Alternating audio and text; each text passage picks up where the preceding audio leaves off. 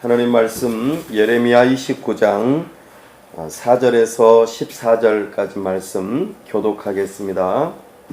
4절입니다.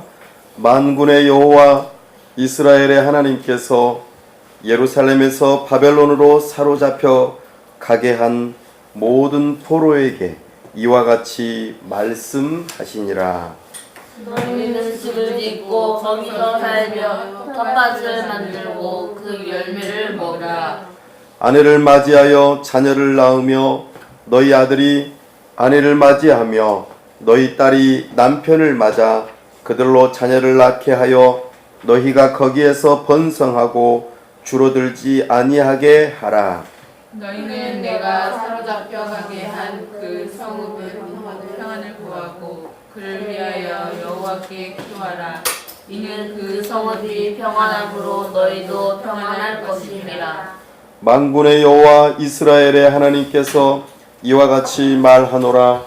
너희 중에 있는 선지자들에게와 점쟁이에게 미혹되지 말며 너희가 꾼 꿈도 고지 듣고 믿지 말라. 내가 그들을 보내지 아니하였어도 그들이 내 이름으로 거짓을 내함이라. 여호와의 말씀이니라. 여호와께서 이와 같이 말씀하시니라. 바벨론에서 70년이 차면 내가 너희를 돌보고 나의 선한 말을 너희에게 성취하여 너희를 이곳으로 돌아오게 하리라. 여호와의 말씀이니라. 너희를 향한 나의 생각을 내가 아나니 평안이요 제약이 아니라 너희에게 미래와 희망을 주는 것이니라. 너희가 내게 부르짖으며 내게 와서 기도하면 내가 너희들의 기도를 들을 것이요 너희가 온 마음으로 나를 구하면 나를 찾을 것이요 나를 만나니라. 다 같이요. 이것은 여호와의 말씀이니라. 나는 너희들을 만날 것이며 너희를 포로된 중에서 다시 돌아오게 하되 내가 쫓아 보내었던 나라들과 모든 곳에서 모아 사로잡혀 떠났던 그곳으로 돌아오게 하리라. 이것은 여호와의 말씀이니라. 아멘. 다 함께 기도합시다. 하나님 아버지, 은혜와 사랑을 감사합니다. 복되고 거룩한 주일, 매우 추운 날씨이지만 우리를 불러주시고 이곳에 함께와 하나님 앞에 서게 하심을 감사합니다. 이 시간 세우신 설교자를 통하여 하나님을 알 수 있기를 원합니다. 성령 하나님, 우리의 지각을 열어주셔서 하나님을 아는 지식이 생길 수 있도록 은혜 베풀어 주시옵소서. 그리하여 우리 마음 깊은 곳에서부터 하나님을 사랑하고 기뻐하고 즐거워하는 일이 있을 수 있도록 도와주시옵소서. 그리하여 우리가 의지를 하나님께 드려 결단하고 하나님께 순종하고자 하는 시간 되도록 도와주시옵소서. 하나님 아버지, 참으로 이 시간 교회를 위하여 간구합니다. 주님의 몸된 교회가 이곳에 세워졌사오니 이곳에 뿌리를 내리고 터가 굳어질 수 있도록 은혜를 베풀어 주시옵소서. 함께 교회를 세워져가는 동역자들을 붙여주시고 우리가 주님의 몸된 교회로 세워져가는 역사가 있도록 은혜를 더하여 주시옵소서. 이곳에서 주님의 몸된 교회를 세우고 하나님의 나라를 세우는 많은 교회들이 이 시간도 주의 복음을 선포하게 하여 주시고 죽어가는 영혼들 살리는 역사가 있도록 오 하나님께서 은혜 베풀어 주시옵소서. 이곳에 복음을 심음으로 그 복음의 능력이 나타나 개인의 심령뿐만 아니라 가정과 직장과 사업터전 이 나라와 민족 가운데에 좋은 열매들이 맺혀질 수 있도록 도와주시옵소서. 한 사람이 변화되고 가정이 변화되고 직장과 사업터전이 변화되며 이 나라와 민족이 새로워지는 역사가 있도록 은혜를 더하여 주시옵소서.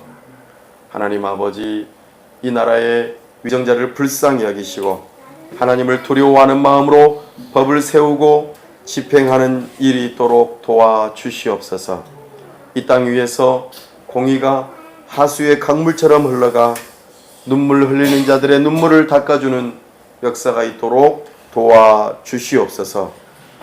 하나님 아버지, 저 북녘 땅과 복음으로 평화롭게 통일되는 그날을 사모합니다. 우리 하나님께서 저 북녘의 문을 여는 그날, 우리가 준비되어져 그곳에 달려가 주님의 몸된 교회를 세우고 사랑스러운 어린이 센터를 세워서 참으로 영적으로 육적으로 사회 정서적으로 참으로 지적으로 궁핍함 가운데 있는 저들에게 달려가서 사랑으로 품고 저들의 필요를 채울 수 있는 역사가 있도록 도와주시옵소서. 하나님 아버지, 성령의 능력을 더하셔서 열방을 품을 수 있는 넉넉한 마음이 되도록 도와주시옵소서. 우리 주님께서 기뻐하시는 선교의 사명을 우리가 감당할 수 있도록 하나님 아버지 도와주시옵소서. 이곳에 찾아온 여러 외국인 이주민들을 우리가 섬길 수 있는 능력을 주시고 저들을 주님의 사랑으로 품게 해주시고 복음으로 인도할 수 있게 해주시며 저들을 통하여 각 나라와 열방이 주께로 돌아오는 역사가 있도록 은혜 베풀어 주시옵소서. 오 하나님 아버지, 이 시간 주님의 은혜를 사모하고 찾아온 모든 심령 위에 함께 해주시고 주님께서 말씀하여 주시고 은혜 주시기를 간절히 바라올 때 우리 주 예수 그리스도의 이름으로 기도하옵나이다. 아멘. 오늘은 교회의 비전이라 하는 제목으로 주의 말씀을 선포합니다. 우리 교회가 가운데 교회입니다. 가운데라는 말은 여러 가지 의미가 있습니다만 특별히 우리는 복음 가운데에 있는 교회가 되기를 바라는 마음, 이것 때문에 가운데 교회라는 이름을 지었습니다. 또 도시 가운데에 있기를 바라는 마음으로 교회 이름을 가운데 교회라고 지었습니다. 그리고 또 한 가지 우리가 역동 가운데 교회가 되기를 바라는 마음으로 가운데 교회라는 이름을 지었습니다. 역동이라는 것은 살아 움직이는 것을 의미하고 살아 움직이는 것은 변화가 있고 성장하는 것을 의미하죠. 그래서 우리의 심령에 복음이 심기워지면은 자연스럽게 점점점 자라가는 예수 그리스도의 장성한 분량에 이르기까지 자라가고자 하는 마음으로 역동 가운데라는 의미로 가운데 교회라는 이름을 지었습니다.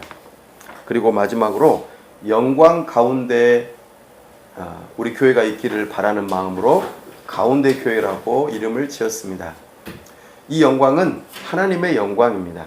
그래서 우리가 먹든지 마시든지 무엇을 하든지 다 하나님의 영광을 위해서 하라는 주님의 말씀을 따라서 우리의 삶의 모든 기준을 하나님의 영광에 합당한가, 하나님의 영광을 드러내고자 하는가, 이에 기준을 두고 우리가 살고자 하는 마음으로 영광 가운데, 그래서 가운데 교회라는 이름을 지었습니다.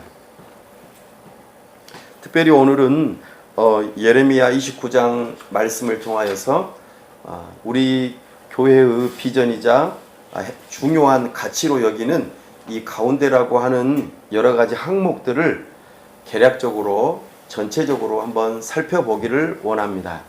그리고 앞으로 한 7번 정도 더 할 건데 세세하게 우리가 추구하는 가치들을 하나하나 살펴보면서 우리가 함께 갈 수 있기를 바랍니다.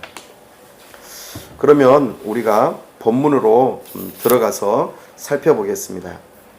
오늘 본문은 예레미야가 선지자로서 저기 예루살렘에서 활동하고 있을 때였습니다. 그런데 안타깝게도 이미 북이스라엘과 남유다라고 하는 크게 한 덩어리의 나라가 둘로 나누어지고 난 다음에 북이스라엘은 아수르라고 하는 나라의 포로로 붙잡혀가서 그만 오래전부터 포로로 붙들려 갔던 일이 있었습니다.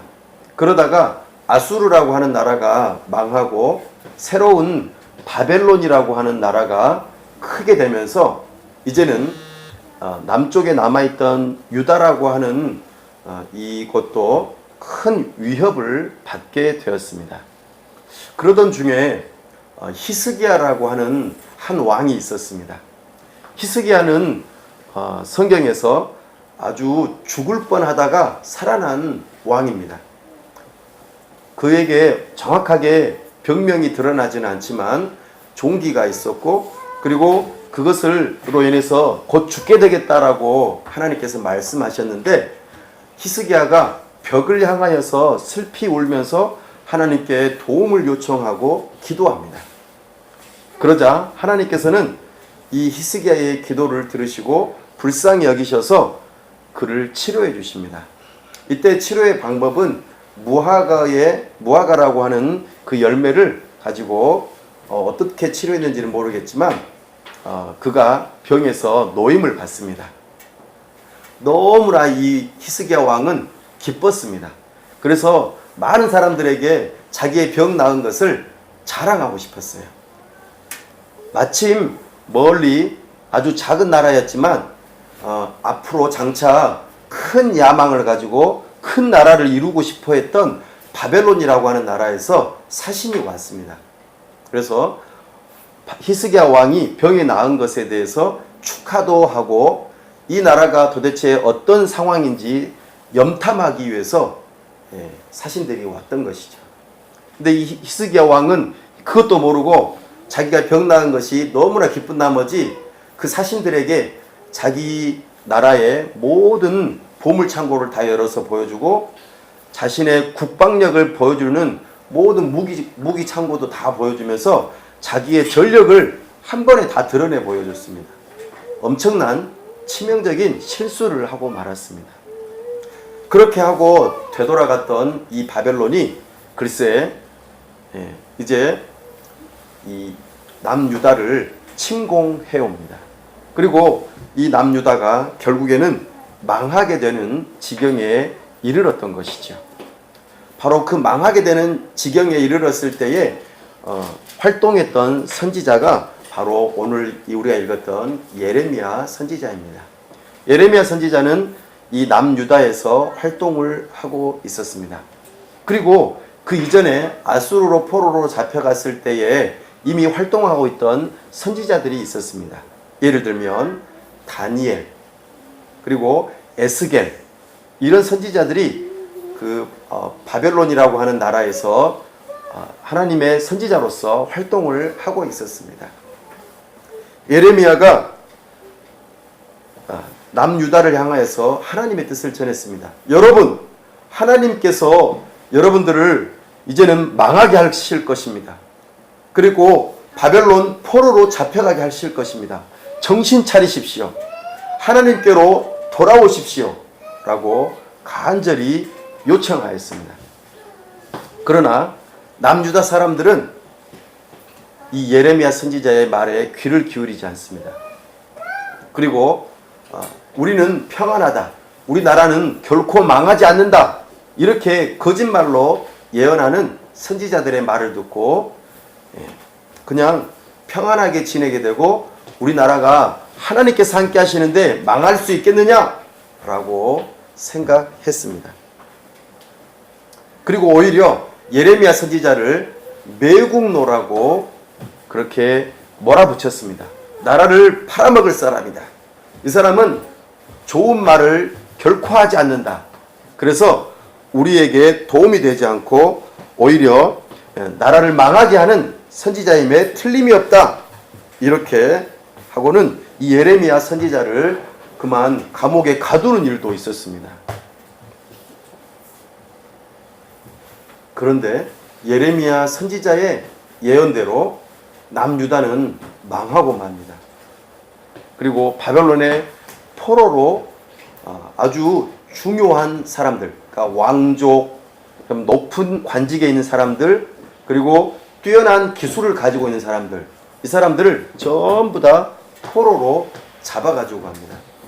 왜냐하면 그 똑똑하고 잘난 사람들이 그대로 그 나라에 남겨두면은 다시 뜻을 모아가지고 우리나라에 반란을 일으킬 수 있을 것이다, 이런 생각으로 그 사람들을 전부 다 볼모로 잡아갑니다.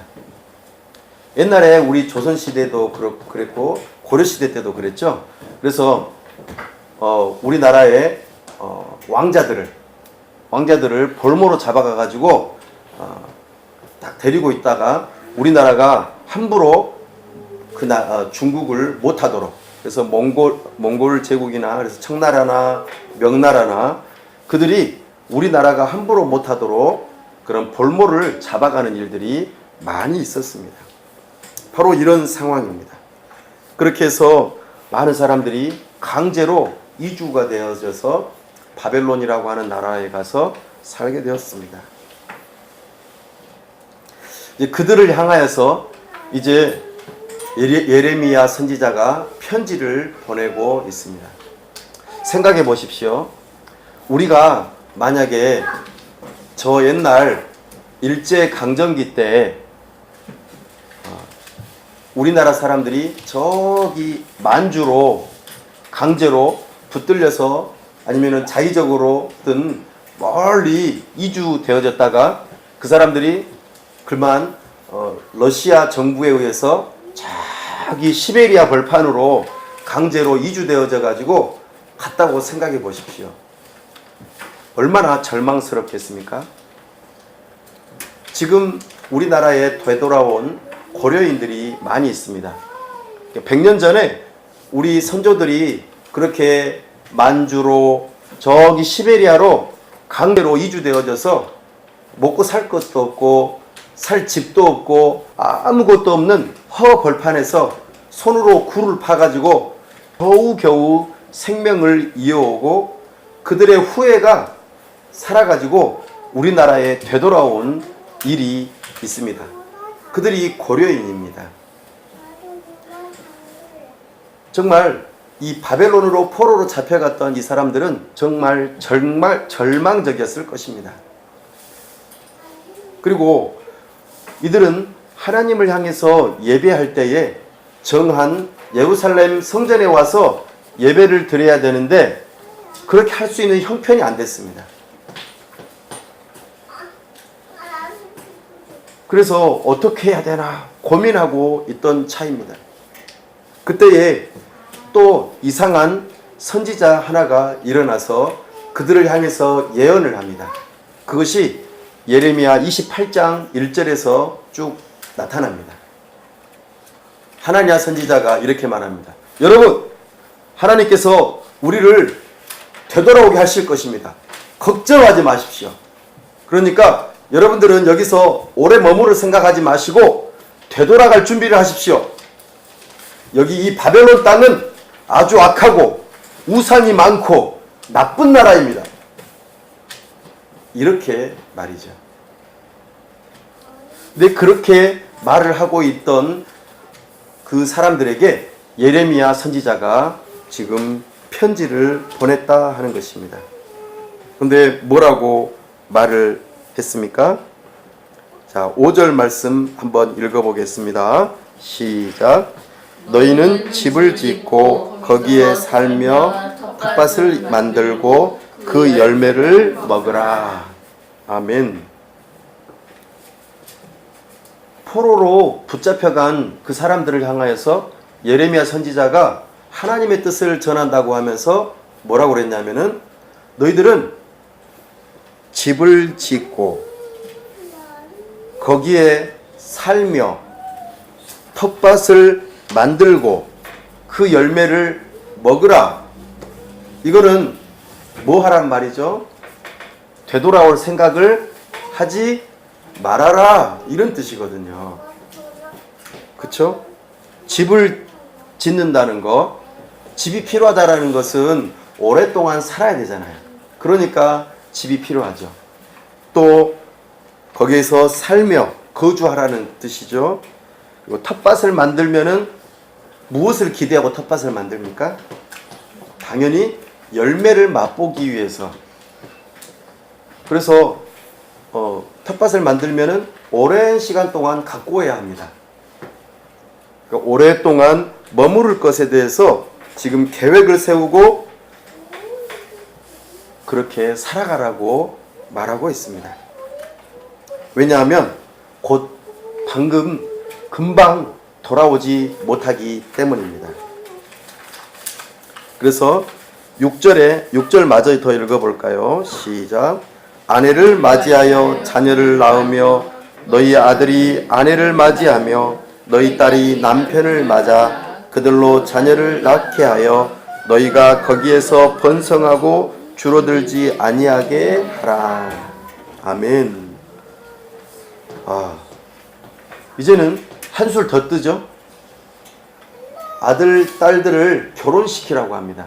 그리고 그 아들, 딸들이 또 자녀를 낳으면 그 자녀들을 또 결혼시키라고 합니다. 그러면 벌써 한 2대, 3대가 흘러가는 거잖아요. 그러면은 상당히 많은 시간 동안 거기서 머물러야 한다는 것을 이렇게 말하고 있습니다. 이런 말을 들었을 때에 이 바벨론의 포로로 잡혀갔던 사람들은 무슨 생각이 들었을까요? 하나냐의 말을 듣고 우리는 돌아갈 거야. 그러니까 아무런 준비도 하지 않을 거야. 이렇게 생각할 수 있는 사람도 있을 것이고, 또 이 예레미야의 말을 듣고 이렇게 해야겠구나 라고 생각하는 사람도 있었을 것입니다. 그런데 안타깝게도 참으로 오랜 시간인데 자녀를 낳는 2대에서 3대 정도 흘러가려면 보통 한 세대를 30년으로 잡으니까 60년이 훌쩍 넘어가는 일이 있는 것이죠. 그래서 예레미야 선지자는 예언하기를 하나님께서 70년 만에 돌아오게 하겠다. 이렇게 예언을 합니다. 그러니까 이 말이 맞죠? 2대, 3대를 볼 때까지 계속해서 살라고 하는 것입니다. 사랑하는 여러분, 예레미야 선지자를 통하여 하나님께서는 이스라엘 백성들을 향하여 바벨론이라고 하는 그 도시를 향하여서 이런 생각을 가지라고 지금 말하고 있습니다. 처음에 도시에서 너희들은 번성해야 된다. 아들, 딸 낳고 너희가 없어지면 안 된다. 너희 민족 자체가 없어지면 안 되니까 아들, 딸 낳고 잘 먹고 잘 살아야 된다라고 지금 말하고 있습니다. 그래서 아내를 맞이하고 남편을 맞이해서 정말 거기에서 번성하고 줄어들지 아니해야 한다고 지금 당부하고 있습니다. 이건 숫자적으로 증가해야 되는 것을 의미합니다. 우리가 살고 있는 이곳에서도 마찬가지입니다. 우리가 교회를 우리가 세웠는데 이 교회가 없어지지 아니하려면 교회에 성도가 있어야겠죠. 그리고 구수가 분명 어느 정도 늘어나야 할 것입니다. 그래야만 교회가 유지가 될 수가 있고 교회가 계속될 수 있는 것이죠. 아무튼 특별히 이 이스라엘 백성을 향하여서 너희가 숫자가 없어져서는 안 되고 너희의 그 정체성을 잃어버리지 말고 너희가 서로 결혼하면서 공동체를 이루고 함께 이 도시에서 번성하면서 살아야 한다라고 지금 편지로 당부하고 있습니다. 그리고 더불어서 이렇게 당부합니다. 7절 말씀 읽어보겠습니다. 시작. 너희는 내가 사로잡혀 가게 한 그 성읍의 평안을 구하고 그를 위하여 여호와께 기도하라. 이는 그 성읍이 평안함으로 너희도 평안할 것임이라. 아멘. 이스라엘 백성을 향하여서 원수와 같은 그렇죠? 우리 나라를 빼앗았잖아요. 그리고 우리를 포로로 지금 잡아왔잖아요. 그런데 이 원수와 같은 나라에서 잘 살아야 될 뿐만 아니라 그 나라를 위해서 기도하라고 지금 이야기하고 있습니다. 근데 어떻게 기도하라고요? 그 성읍에 평안을 구하라고 말하고 있습니다. 이 평안이라고 하는 말은 히브리어로 우리가 보통 안녕하세요라고 인사하는 것처럼 샬롬이라고 하는 말입니다. 샬롬. 이거는 평안을 구한다. 네가 번성하고 잘 되기를 바란다. 너가 안녕하기를 바란다. 이런 의미로 인사하는 것입니다. 근데 이스라엘 백성들끼리 서로 인사할 때에 샬롬, 평안을 구합니다. 안녕하세요라고 그렇게만 말하지 말고 너가 살고 있는 이 도시에 평안을 구해라 라고 지금 말하고 있습니다. 너희가 이곳에서 열심히 살면서 돈을 벌고 그래서 집을 얻고 물건을 사고 팔고 땅을 사고 그래서 너희가 잘 먹고 잘 살면서 계속해서 지낼 때에 너희가 그 열심히 사는 것을 통해서 그 도시에 번성하는 것을 열심히 노력해야 된다라고 말하고 있습니다. 참 특별한 요청이긴 하지만 하나님께서 이스라엘 백성을 향해서 요구하시는 바입니다. 우리는 그리스도인으로서 이 세상을 살아갈 때에 이런 생각을 많이 합니다. 이 세상은 악한 원수마귀가 다스리는 세상이야. 이 세상은 아주 나쁜 놈들이 너무나 많아. 그러니까 우리는 여기에 뜻을 너무 많이 두면 안 돼. 그리고 우리는 저 천국을 향하여서 소망을 두고 이 땅에서는 대충 아무렇게나 살아. 이렇게 생각하는 사람들이 많이 있습니다. 그리고 예수님 다시 오실 날이 가까웠으니까 그냥 직장도 그만두고 공부하던 것도 다 그만두고 그냥 예수님만 열심히 믿고 살면 돼. 우리끼리 잘 살면 돼. 이런 식으로 극단적으로 생각하는 사람들도 있습니다. 네. 저 옛날 1992년 10월 28일 날 그런 일이 있었죠. 예수님 10월 28일 날 오시니까 우리 다 그만두자.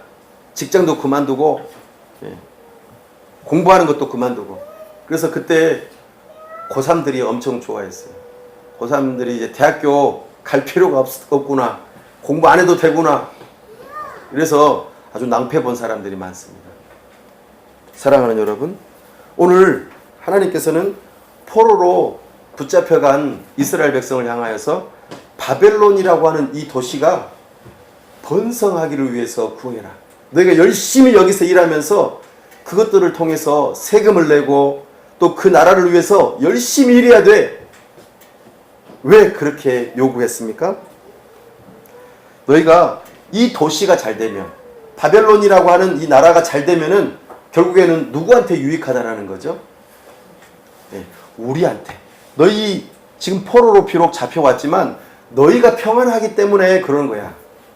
만약에 너희가 살고 있는데 이 나라가 잘못되면 어떻게 되겠어요? 우리도 힘든 거예요. 그러니까 우리는 이 나라와 민족을 위해서도 기도할 필요가 있습니다. 나는 이 정부가 마음에 들지 않아. 나는 이 정부가 내가 뜻하는 바하고는 너무나 반대야. 그래서 나는 무조건 반대야. 그래서 정책에 대해서 반대하고 그래서 나는 열심히 일 안 할 거야. 이런 식으로만 만약에 한다면 우리는 어떻게 되겠습니까? 우리는 먹고 사는 문제가 아주 큰 문제로 다가오게 될 것입니다. 나는 이 나라 필요 없어. 나라라는 것은 악한 거야. 그러니까 나는 무정부주의자야. 정부라는 건 필요 없어. 이렇게 생각하면 어떻게 될까요? 나라가 없어서 세상을 떠돌고 있는 난민들이 얼마나 많은지 아시죠? 최근에 제주도에도 국가적인 국내의 분쟁을 피해서 전쟁에 끌려가는 것을 피해서 난민 신청하기 위해서 들어왔던 사람들도 있습니다. 많은 사람들이 유럽으로 엄청나게 목숨을 걸고 지중해를 건너서 난민으로서 계속해서 자기 고향을 떠나고 먼 나라로 옮겨가는 것을 우리는 바라보게 됩니다. 나라를 잃어버린다는 것은 우리가 보호받지 못하는 일이지요. 그래서 예레미야 선지자를 통하여 도시의 번성을 구하라고 지금 말하고 있는 것입니다. 나아가 여호와께 기도하라고 말하고 있습니다. 내가 열심히 이 나라를 위해서 일할 뿐만 아니라 하나님께 기도하라고 말하고 있습니다. 분명 이것마저도 똑같습니다. 하나님께서는 이스라엘 백성이 이 바벨론이라고 하는 원수 같은 나라를 위해서도 기도하라고 하고 있습니다. 그래서 우리는 이 나라와 민족을 위해서 기도할 필요가 있습니다. 비록 내 개인적인 정치적인 성향으로 나는 사람하고 이 나라의 지도자하고 성향이 안 맞을 수는 있어요. 그럼에도 불구하고 기도하라고 말씀하고 있습니다. 이것은 성경에서 요구하시는 바입니다. 그러니 우리는 이 말씀을 따라야 합니다. 그러면서 8절, 9절 말씀에서 거짓 선지자들을 따르지 말 것을, 점쟁이들을 따르지 말 것을 말하고 있습니다. 그래서 8절 한번 읽어보겠습니다. 시작. 만군의 여호와 이스라엘의 하나님께서 이와 같이 말하노라. 너희 중에 있는 선지자들에게와 점쟁이에게 미혹되지 말며 너희가 꾼 꿈도 곧이 듣고 믿지 말라. 아멘. 하나님의 선지자와 여러 그를 따르는 사람들은 너희는 금방 돌아갈 거야. 금방 돌아갈 거니까 여기에 뜻을 두지 말고 빨리 돌아갈 생각을 해.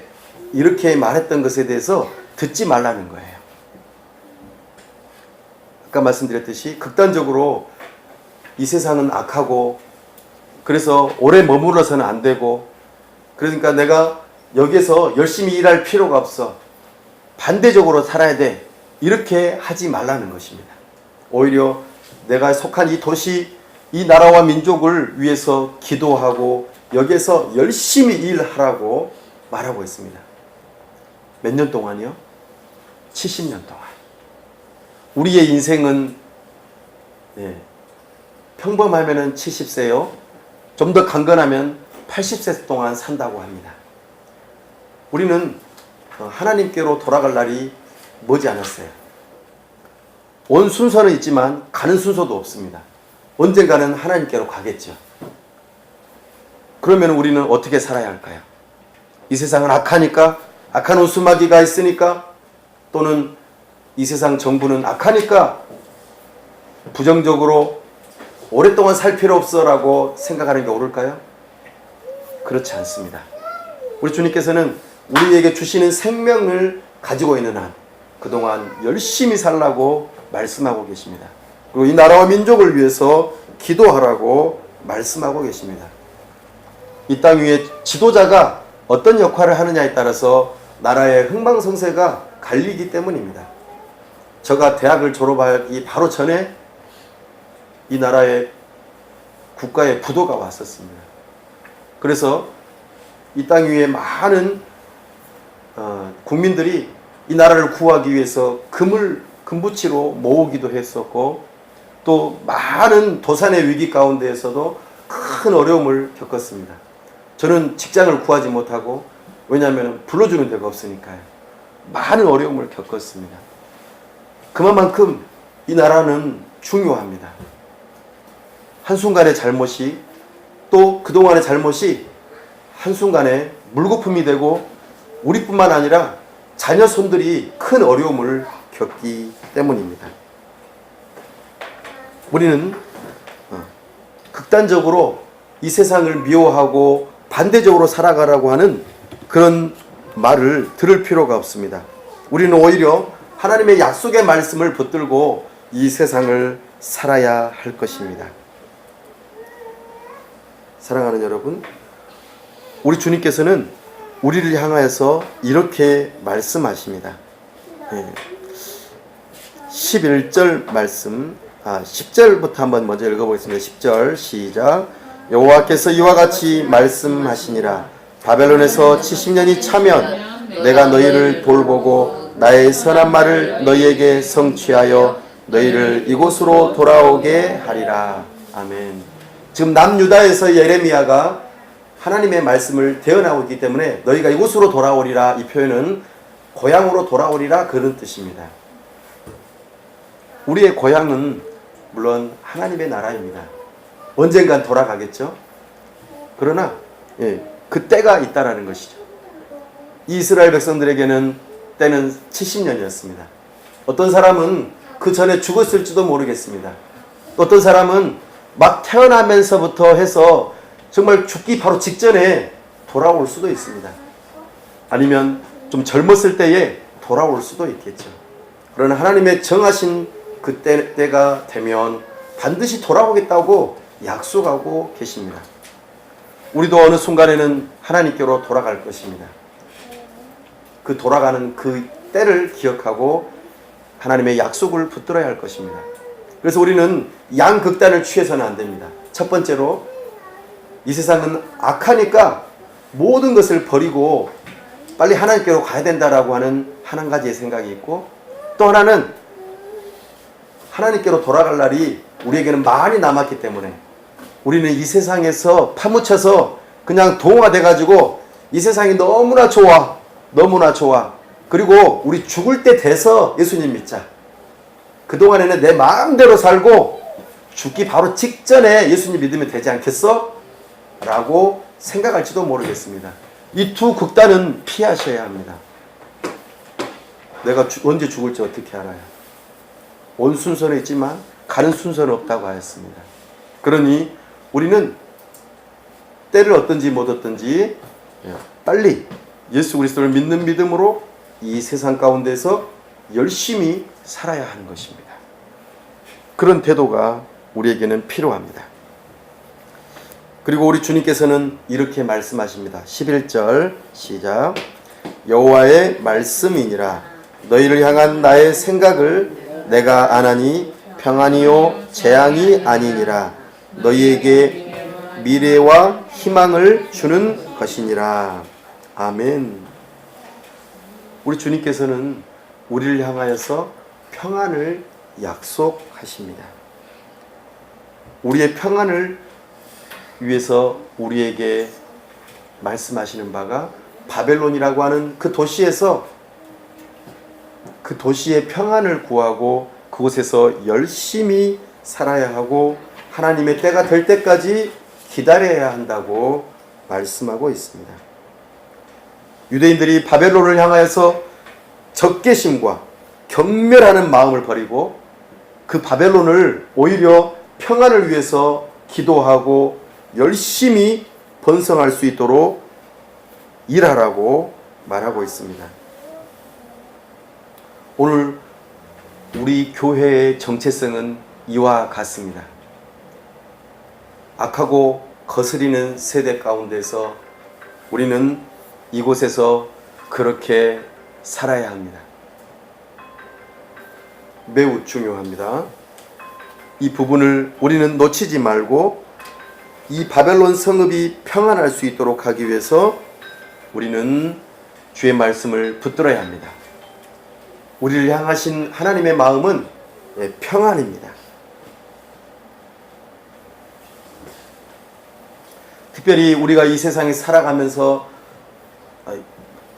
이 나라가 마음적으로 평안할 뿐만 아니라 풍성하고 번성할 수 있도록 열심히 노력하라고 말씀하십니다.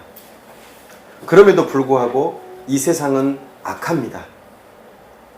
그럼 이 악한 세상을 우리는 어떻게 대해야 될까요? 사도 바울은 로마서에서 이렇게 말합니다. 선으로 악을 이기라. 이 세상 가운데서 들어가 살면서 무엇이 악한지를 보고 혹여라도 구조적인 악이 있다면 그것을 발견하고, 구조적인 악이 아니라 또 다른 악이 있다면 그것을 발견하면서 그것을 그냥 직시하고 놔두지 아니하고 선한 것으로 바꾸어 가라고 우리에게 요청하고 있습니다.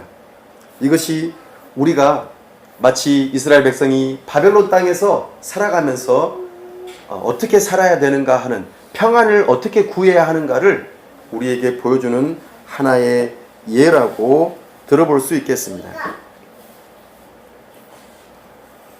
그렇게 하나님께서 우리로 하여금 살아갈 때에 이렇게 해주시겠다고 약속하십니다. 12절 말씀 읽어보겠습니다. 시작. 너희가 내게 부르짖으며 내게 와서 기도하면 내가 너희들의 기도를 들을 것이요. 아멘. 13절까지 마저 읽을까요? 시작. 너희가 온 마음으로 나를 구하며 나를 찾을 것이요 나를 만나리라. 아멘. 하나님께서는 회복을 약속하십니다. 우리 교회가 이 땅 위에 이 도시 가운데에서 살면서 해야 할 바로 일이 있다면은 이런 것입니다. 우리가 하나님을 향하여 기도하고 하나님께서 우리를 회복해 주시기를 우리는 바라고 그때에 회복을 경험해야 할 것입니다. 이것이 하나님의 뜻입니다. 사실 이 이스라엘 백성들이 이렇게 포로로 잡혀가게 된 결정적인 이유는 어디에 나타나냐면 신명기에 나타납니다. 신명기는 모세라고 하는 선지자가 이스라엘 백성이 애굽에서 탈출해서 광야 40년의 생활을 지내고 하나님께서 약속하신 가나안 땅에 바로 들어가기 전에 주셨던 말씀입니다. 시간적으로는 매우 차이가 있습니다만 모세를 통하여서 하나님께서 약속하신 것 때문에 사실 이스라엘 백성들이 바벨론 포로로 붙잡혀간 것입니다. 뭐라고 약속했는지 들어보시겠습니까? 너희가 나의 말을 듣지 않고 내가 너희에게 선포한 십계명을 순종하지 아니하면 내가 선지자들을 계속해서 보내면서 돌이키라고 계속해서 말을 해도 안 들으면 너희들을 이방 나라 포로로 붙잡혀가게 하겠다라고 경고하셨어요. 이게 수백 년 전에 약속하셨던 내용입니다. 그런데 그 말씀 따라서 약속대로 지금 북이스라엘과 남유다가 포로로 붙잡혀간 겁니다. 하나님의 약속의 말씀을 안 들었기 때문이죠. 그러나 반대로 너희가 나의 계명을 사랑하고 내 계명대로 순종하면 너희가 들어가도 복을 받고 나가도 복을 받고 너희 떡밥 복을 받고 너희의 모든 삶에서 복을 받게 될 것이다. 이렇게 약속하셨거든요.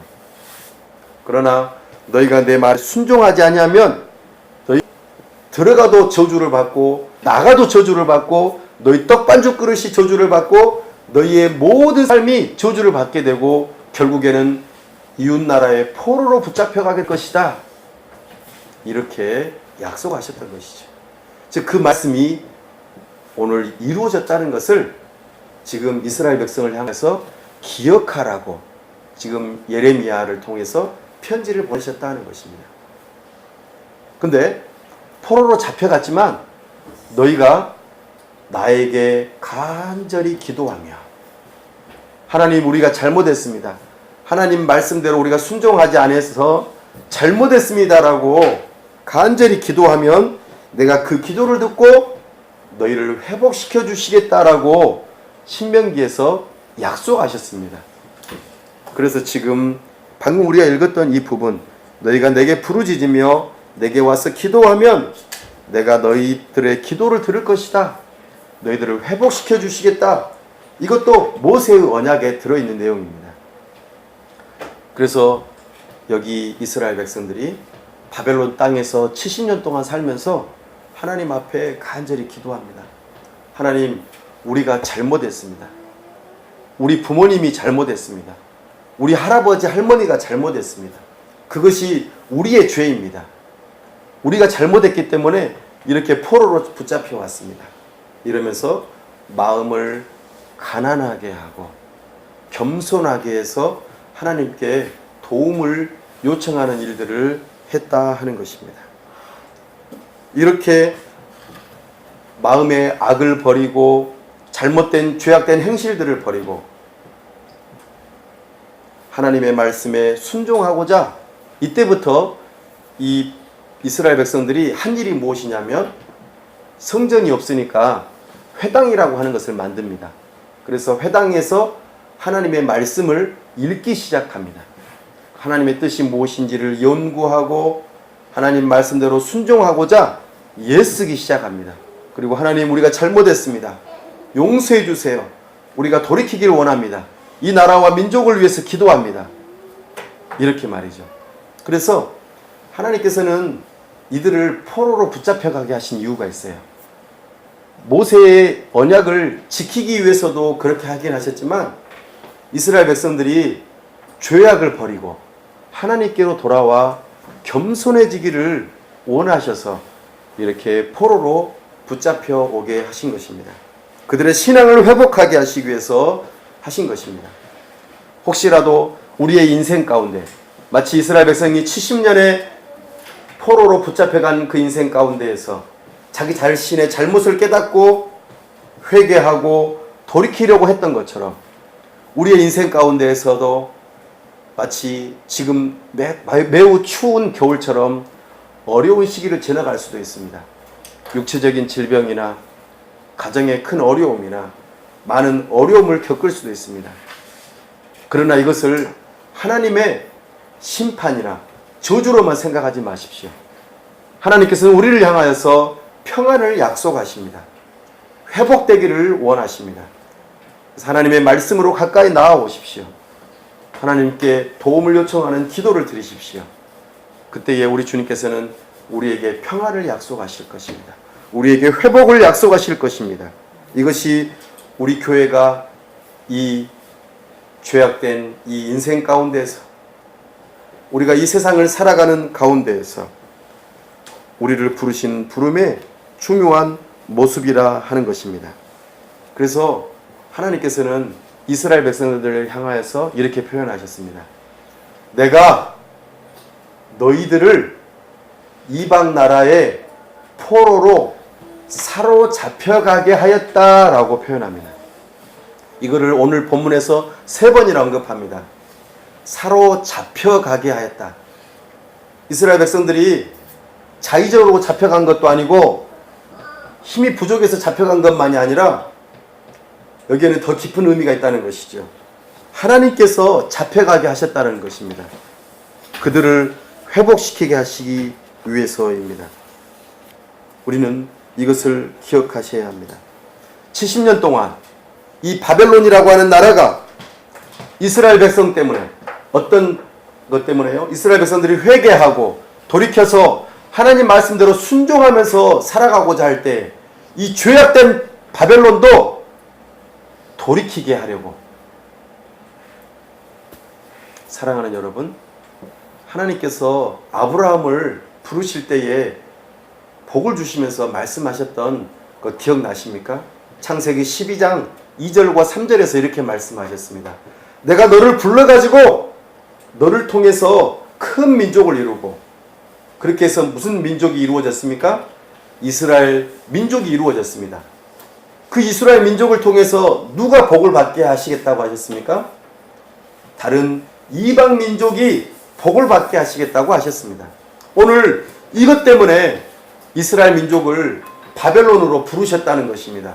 이스라엘 민족이 하나님께로 회개하고 돌이켜서 순종하며 살아가고자 할 때에 바벨론 사람들이 저 사람들이 믿는 하나님, 나도 믿어야겠다, 복을 받아야겠다, 이런 생각이 들도록 부르셨다라는 것입니다.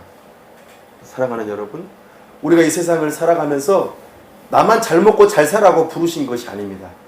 나를 통하여서, 우리 교회를 통하여서 이 바벨론과 같은 이 세상이 복을 받도록 우리를 부르셨다는 것을 잊지 마셔야 합니다. 우리가 이 땅을 위해서, 이 나라와 민족을 위해서, 바벨론과 같은 이 나라를 위해서 살아갈 때에, 혹여라도 우리 가족 가운데에 예수님을 안 믿는 사람들이 있다면 그들을 위해서, 친척 가운데에, 우리 동네 사람들 가운데에 안 믿는 사람들을 위해서 우리를 부르셨다는 것입니다. 우리가 그들을 잘 섬기고 그들이 잘 될 수 있도록 열심히 노력하고 그들을 위해서 기도할 때에 우리 교회의 정체성, 사명이 분명해진다는 것입니다. 아브라함을 부르셔서 이스라엘 민족이 되게 하시고 마치 교회가 생겨나는 것처럼, 그리고 이 이스라엘 민족을 통하여서 바벨론이 복을 받는 것처럼 우리 교회를 통하여서 이 도시와 이 지역사회와 이 나라와 민족이 복을 받는 이 일을 위해서 우리를 부르셨다는 것이죠. 그럼 결국에는 이 바벨론과 같은 이 나라가 번성하고 잘 될 때에, 평안할 때에 누구에게 평안이 찾아온다는 것입니까? 우리 자신에게 하나님의 샬롬이, 평안이, 번성함이 찾아온다고 말씀하고 계십니다. 우리는 이것을 놓치지 않아야 합니다. 도시를 괴물로 바라봐서는 안 됩니다. 도시를 악한 존재 근원으로만 바라봐서는 안 될 것입니다. 이 도시를 바라보면서 우리는 어떤 생각을 해야 하는지를 오늘 우리에게 분명하게 말씀하십니다. 자, 14절 말씀 결론적으로 정리합니다. 14절 말씀 읽어보겠습니다. 시작. 이것은 여호와의 말씀이니라. 나는 너희들을 만날 것이며 너희를 포로된 중에서 다시 돌아오게 하되 내가 쫓아 보내었던 나라들과 모든 곳에서 모아 사로잡혀 떠났던 그곳으로 돌아오게 하리라. 이것은 여호와의 말씀이니라. 아멘. 우리 주님께서는 이 땅 위에서 나그네로서 살아가라고 부르셨습니다. 이 땅 위에서 영원히 살 것처럼 살라고 부르신 게 아닙니다. 언젠가는 떠날 때가 올 것이다 라고 말씀하시며 이 세상에 깊이 마음을 두고 정욕을 따라서 육체의 열매를 맺으라고 부르신 게 아닙니다. 이 땅 위에서 나그네처럼 내 정욕을 십자가에 못 박고 예수 그리스도를 따라 나그네로 이 땅의 평안과 이 땅의 번성을 위하여서, 이 땅에 나를 통하여서, 우리 교회를 통하여서 복을 받고 예수 그리스도를 알도록, 성령의 열매를 맺을 수 있도록 사랑하는 나의 가족을 만나게 하셨고, 나의 친척을 만나게 하셨고, 이 도시를 만나게 하셨고, 이 나라와 민족을 만나게 하셨습니다. 이 땅 위에 대한민국에서 아직 남은 과제가 있습니다. 저 북녘 땅과 평화롭게 복음으로 통일되는 그 일 말입니다. 이 일을 위해서 우리에게 대한민국에 태어나게 하셨습니다. 뿐만 아니라 저 열방들이, 외국인들이 코리안 드림을 가지고 한류의 열풍을 따라서 우리나라에 계속 들어오고 있습니다. 무슬림들이 들어오고 있고, 불교 신자들이 들어오고 있고, 힌두교도들이 들어오고 있습니다. 우리가 그들을 향하여서 선교하기 위해서 찾아가는 것은 매우 어렵고 힘든 일입니다. 하지만 그들이 하나님의 때에 그들을 우리나라에 들어오게 하셔서 그들에게 복음을 전하라고, 우리를 통해서 그들이 복을 받도록 하나님께서는 보내주고 계신다는 것입니다. 이것이 우리 교회의 사명이요 비전입니다. 사랑하는 여러분, 오늘 바벨론과 같은 이 도시 가운데서 우리를 부르셔서 우리에게 복음을 선물로 주시고, 이 복음으로 새롭게 하셔서 하나님을 찾게 하시고 우리가 평안하고 번성하게 하시며, 그뿐만 아니라 우리를 통해서 많은 사람들이 복을 받도록 우리를 부르셨다는 이 정체성을 가지고 살아갈 수 있기를 간절히 바랍니다. 기도하겠습니다. 이 시간 말씀을 붙들고 하나님, 우리를 교회로 부르시고 복음을 듣게 하시고 우리를 만나게 하시는 가족과 친척과 도시와 이 나라와 민족과 열방을 복되게 섬길 수 있는 자들이 되게 해달라고, 이 도시의 평안을 비는 자들이 되게 해달라고 이 시간 다 같이 함께 기도하겠습니다. 하나님 아버지 은혜와 사랑을 감사합니다. 오늘 복되고 거룩한 주일 우리를 향하여서 뜻하시는 바가 무엇인지를 알게 하시고 이 바벨론과 같은 세상 가운데에서 도시 가운데에서 우리를 부르신 그 부름 따라서 교회가 되게 하심을 감사합니다. 우리의 정체성을 분명히 하며 빛으로서 하나님의 자녀된 자들로서 교회로서 이 나라와 민족을 위해서 이 도시를 위해서 열방을 위해서 참으로 복된 자로서 참으로 하나님께 열심으로 이 나라의 회복을 위하여서 기도하는 자가 되게 도와주시옵시고 우리가 복음을 증거할 뿐만 아니라 이 나라와 민족을 위해서 열심히 일하는 자들이 되게 도와주시옵시고 우리를 통하여서 만나는 사람들이 어떠한 형편에 있든지 주의 복음을 증거하고 또한 성실하게 모범이 되어져서 열심으로 살아가는 가운데에 우리를 향하여서 왜 그렇게 살아가는지 물을 때마다 우리가 복음을 증거하는 자들이 되게 도와주시고 주께로 인도하는 자들이 되게 하여 주시옵소서. 복의 근원된 자들로 우리가 쓰임받을 수 있도록 도와주시옵소서. 우리를 통하여 이 도시와 민족과 열방이 변화되는 역사가 있도록 은혜 베풀어 주시옵소서. 우리 하나님께서 함께 하시고 우리를 그렇게 사용하여 주시기를 간절히 바라올 때 우리 주 예수 그리스도의 이름으로 기도하옵나이다. 아멘.